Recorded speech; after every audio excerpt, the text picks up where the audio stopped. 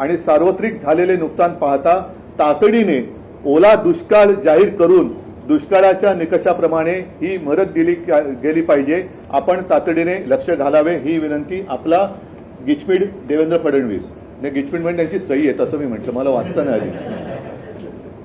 नाही, वाचता येतं तो बघा तुम्ही सही, पण अशी हे त्यांनी त्यावेळेला दिलेलं हे पत्र आहे. आता तेव्हा ओला दुष्काळी संज्ञा होती आणि मग तुमचं सरकार आलं होती संज्ञा काढली का? तर हे फालतू शब्दाचे खेळ करू नका.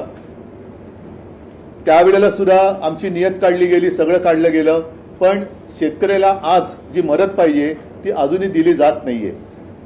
मुख्यमंत्रीमध्ये पंतप्रधानांना भेटून आले, पंतप्रधान तिकडे प्रस्तावाची वाट बघतायत आणि मुख्यमंत्री आपला अभ्यास चालू आहे. दोन उपमुख्यमंत्री, दोन हाफ आणि एक फुल दोन हाफ असे त्यांचा अभ्यास आणि प्रस्ताव बनवणं सुरू आहे.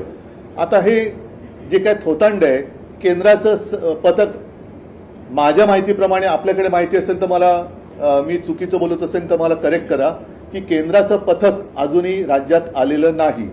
केंद्राचं पथक येणार केव्हा, येणार की नाही येणार, आल्यानंतर त्यांची सगळी पाहणी होणार कधी, मग त्यांचे पंचनामे होणार कधी, म्हणजे हे सगळं या सरकार म्हणजे एकदम निर्दयीपणाने हा कारभार चाललेला आहे. एक तर तातडीने मी पुन्हा त्याचा पुनरुच्चार करतो की शेतकऱ्याचं कर्ज माफ झालं पाहिजे.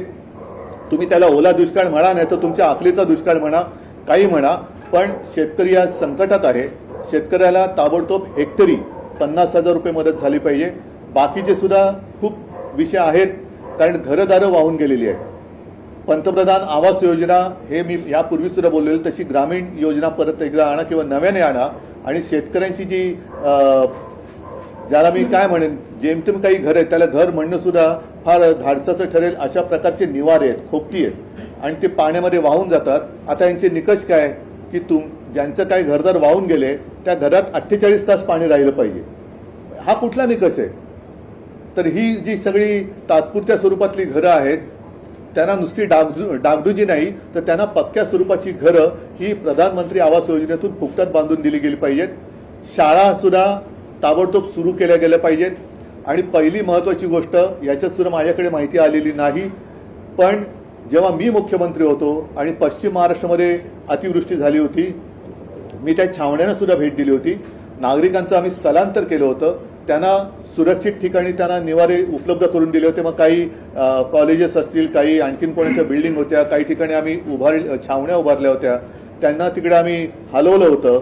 त्यांच्या आरोग्याची सुद्धा आम्ही एक व्यवस्था केली होती, कारण असा पाऊस झाल्यानंतर रोगराई पसरण्याचा धोका असू शकतो.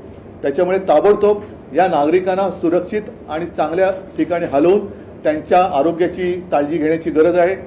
गुरांना सुद्धा, ज्यांची गुरं आता आहेत काही वाहून गेली आणि जी गुरं आहेत त्यांना